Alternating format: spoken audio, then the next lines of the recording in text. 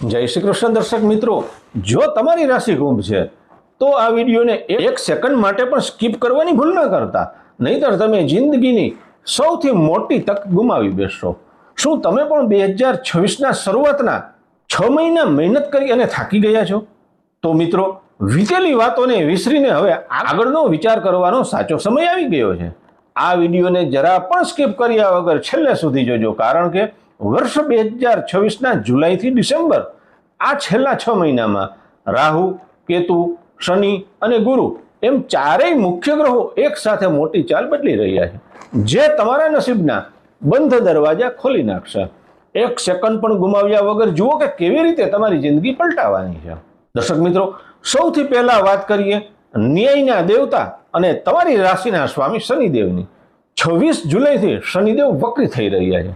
તેઓ અત્યારે તમારા ધનભાવમાં છે, પણ વક્રી થવાને કારણે તેમની સીધી અસર તમારી રાશિ એટલે કે લગ્ન ભાવ પર પડવાની છે. આ સમય તમારા પાછલા કર્મોનું મૂલ્યાંકન અને લેખાજોખાનો છે. તમારી રાશિમાં રાહુ પહેલેથી જ બિરાજમાન છે અને હવે શનિનો પ્રભાવ પણ ત્યાં ભળતા તમારી કરિયરના ક્ષેત્રમાં 10 ગણી પ્રગતિ થવાની છે. મિત્રો, શનિ જે ધીમે ચાલે છે તો રાહુ બુલેટ ટ્રેન જેવી પ્રચંડ ગતિ આપશે, જેનાથી તમારા વર્ષોથી અટકેલા કાર્યોમાં અચાનક જોરદાર તેજી આવશે. સ્વાસ્થ્યની બાબતમાં શનિનો આ પ્રભાવ તમને જૂની બીમારીઓમાંથી કાયમ માટે મુક્તિ અપાવી શકે છે. જોકે ધનભાવમાં શનિ વક્રી હોવાથી પૈસાની મોટી લેવડ દેવડમાં સાવધાની રાખવી અને પુનઃ મૂલ્યાંકન કરવું ખૂબ જ જરૂરી છે, અન્યથા આર્થિક મુશ્કેલીઓ આવી શકે છે. પ્રિય દર્શકો, આ સાથે દેવગુરુ બૃહસ્પતિનો પ્રભાવ પણ અદ્ભુત રહેવાનો છે.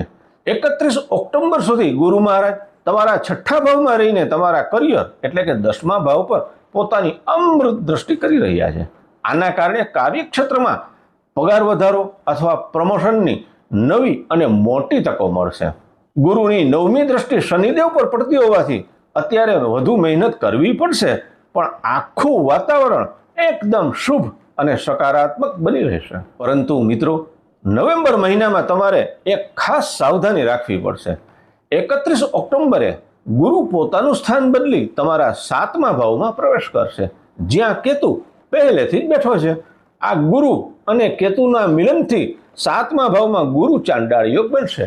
તેથી નવેમ્બર મહિનામાં તમારે તમારા વેપાર અને ખાસ કરી અને તમારા દાંપત્ય જીવન બાબતે ખૂબ જ સાવધ રહેવું પડશે, કારણ કે જીવનસાથી સાથે અસંતોષ કે માનસિક તણાવ વધી શકે છે. આ નકારાત્મક અસરને ઓછી કરવા માટે જીવનસાથી સાથે કોઈ ધાર્મિક યાત્રા પર જવું અથવા ઘરે સંયુક્ત રીતે બેસી પૂજાપાઠ કરવાથી મોટો લાભ થશે. આગળ સાંભળો એક અદ્ભુત ખુશખબરી. મિત્રો, 5 ડિસેમ્બરે રાહુ તમારી રાશિ છોડી અને 12મા ભાવમાં એટલે કે મકર રાશિમાં જશે.